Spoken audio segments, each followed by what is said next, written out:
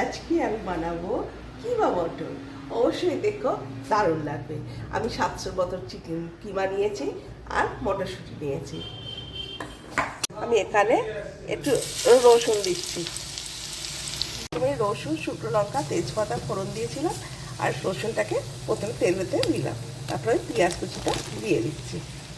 এখানে কিমাটা ঢেলে দিলাম।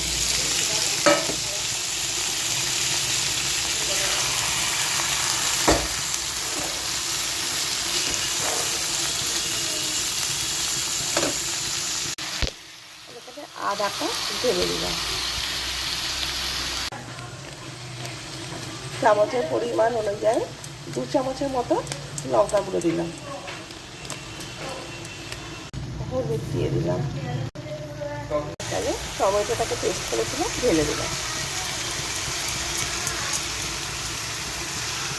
ধনে, জিরে, মৌরি, গরম মশলা, মানে এলাচ, দারচিনি, লবঙ্গ, গোলমরিচ, আমরিচ যা ছিল মোটামুটি একটুখানি একটা গরম মশলা বানিয়ে আমি এখানে এটা ঢেলে দিয়েছি।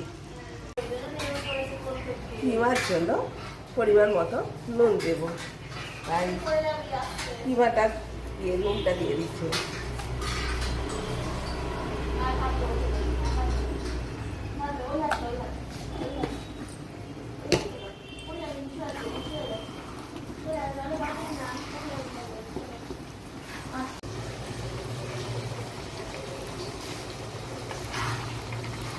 দেখো কিমা মোটামুটি সিদ্ধ হয়ে গেছে। এবার আমি এখানে অনেকগুলো দিয়ে দেব, দিয়ে একটু ধিমে আছে তা হবে।